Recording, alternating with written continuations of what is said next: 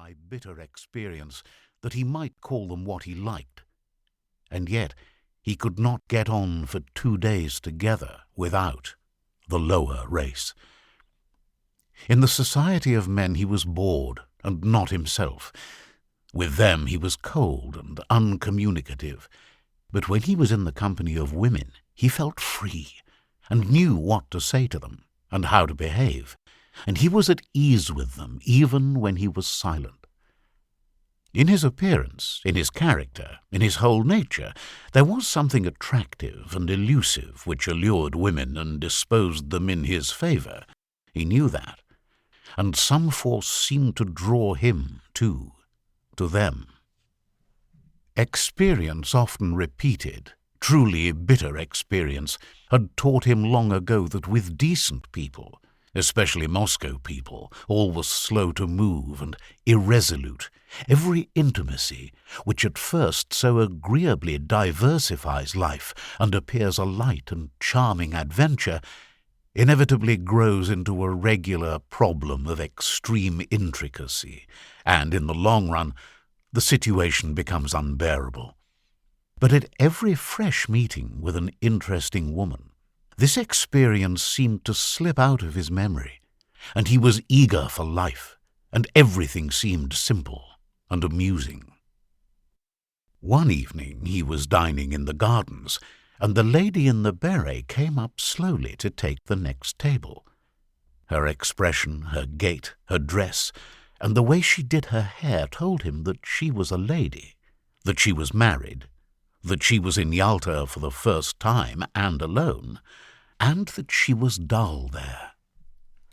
The stories told of the immorality in such places as Yalta are to a great extent untrue. He despised them, and knew that such stories were, for the most part, made up by persons who would themselves have been glad to sin, if they had been able. But when the lady sat down at the next table 3 paces from him, he remembered these tales of easy conquests, of trips to the mountains, and the tempting thought of a swift, fleeting love affair, a romance with an unknown woman whose name he did not know, suddenly took possession of him. He beckoned coaxingly to the Pomeranian, and when the dog came up to him, he shook his finger at it. The Pomeranian growled. Gurov shook his finger at it again. The lady looked at him, and at once dropped her eyes. "He doesn't bite," she said, and blushed. "May I give him a bone?" he asked, and when she nodded, he asked courteously, "Have you been long in Yalta?" 5 days. "And I have already dragged out a fortnight here." There was a brief silence. "Time goes fast, and yet it is so dull here," she said, not looking at him. "That's only the fashion to say it is dull here. A provincial will live in Belyov or Zhidra and not be dull, and when he comes here it's, oh, the dullness, oh, the dust. One would think he came from Granada." She laughed. Then both continued eating in silence, like strangers, but after dinner they walked side by side, and there sprang up between them the light jesting conversation of people who are free and satisfied, to whom it does not matter where they go or what they talk about. They walked, and talked of the strange light on the sea. The water was of a soft, warm lilac hue, and there was a golden streak from the moon upon it. They talked of how sultry it was after a hot day.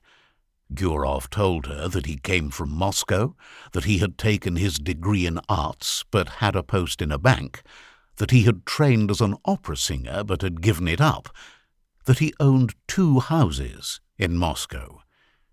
And from her he learnt that she had grown up in Petersburg but had lived in S since her marriage 2 years before, that she was staying another month in Yalta, and that her husband, who needed a holiday too, might perhaps come and fetch her. She was not sure whether her husband had a post in a Crown department or